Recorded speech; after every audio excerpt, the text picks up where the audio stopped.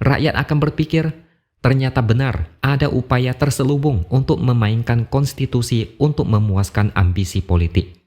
Kekecewaan dan kemarahan akan makin besar. Ternyata selama ini ada kong kali kong di balik layar.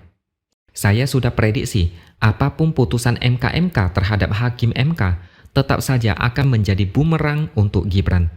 Apalagi kalau putusan ini tetap membuat Gibran bisa jadi cawapres, ini bakal membuat dia pusing. Bahkan, kalau misalnya Gibran katakanlah mengundurkan diri dan batal jadi cawapres, tetap saja orang-orang tidak akan percaya lagi. Jejak-jejak ambisi kekuasaan yang terlihat jelas selama beberapa minggu ini sudah tidak bisa dihapus. Topeng sudah terbuka. Orang-orang sudah menilai, mau mundur pun percuma.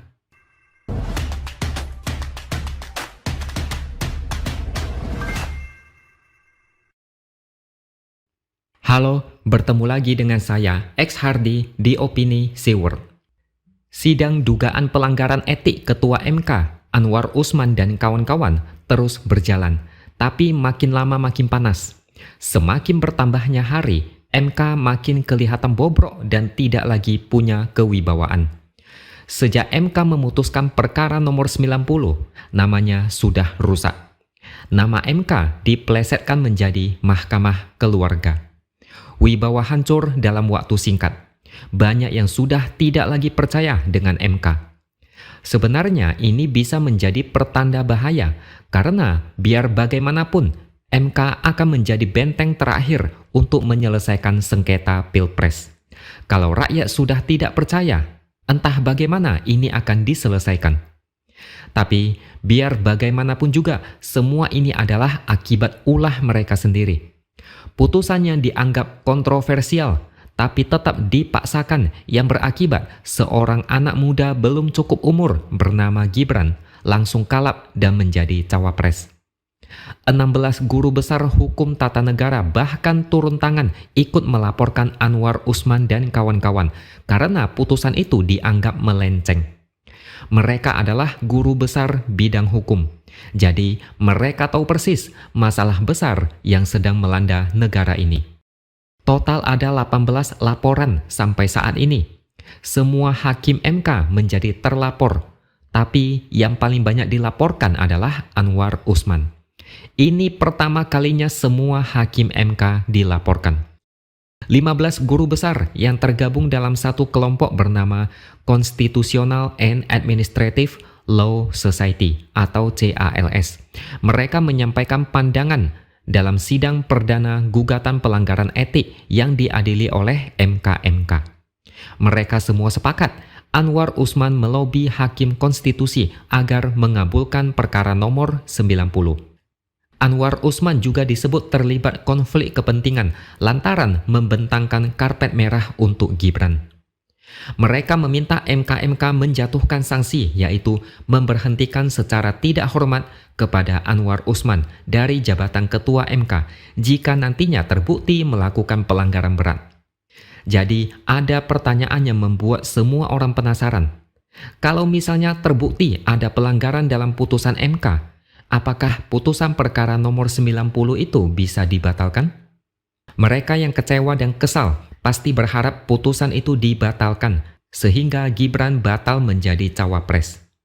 Sebenarnya ada salah satu penggugat, yaitu seorang mahasiswa yang meminta supaya kepala daerah di bawah usia 40 tahun boleh jadi capres-cawapres, diganti dengan jabatan gubernur. Jadi hanya gubernur yang boleh ikut menjadi capres-cawapres kalau usianya belum 40 tahun. Dan perlu diketahui, sidang etik MK-MK ini hanya untuk mengadili perkara etik hakim. Tidak bisa mengubah putusan MK yang sudah dibuat. Tapi di media lain disebut peluang untuk mengubah putusan itu tetap ada. Tapi kalau melihat situasi saat ini, saya rasa putusan MK tetap tidak akan berubah. Apalagi putusan MK yang meloloskan Gibran terlihat seperti sebuah skenario rapi yang direncanakan jauh-jauh hari. Rasanya sangat kecil peluang dibatalkan. Ibarat orang sudah terlanjur basah, sekalian nyemplung. Ibarat sudah kerja keras, capek dan kepala pusing demi mencapai titik sekarang ini. Masa mau mundur lagi? Tapi meskipun begitu, kita tunggu saja sampai tanggal 7 November ini.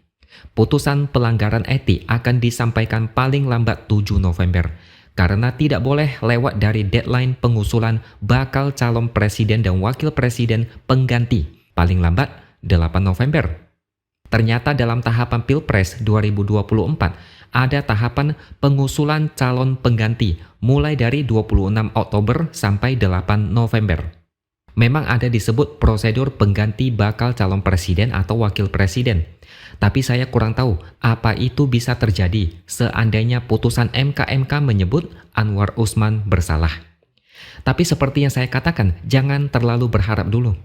Saat ini harapan yang tinggi kemungkinan besar akan berakhir dengan kekecewaan.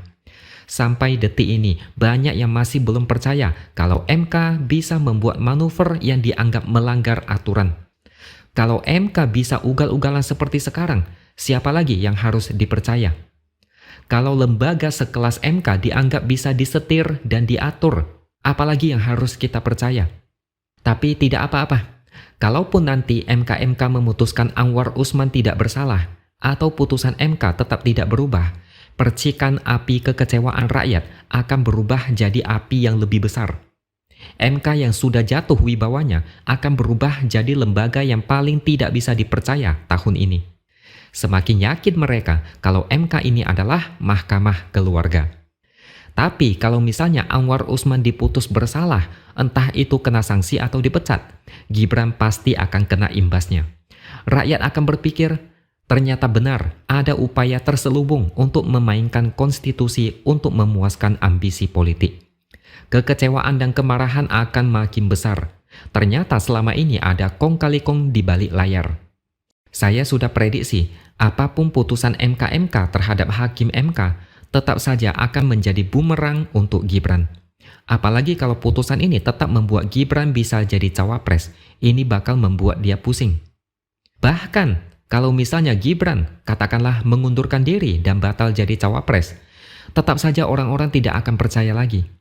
Jejak-jejak ambisi kekuasaan yang terlihat jelas selama beberapa minggu ini sudah tidak bisa dihapus. Topeng sudah terbuka. Orang-orang sudah menilai, mau mundur pun percuma.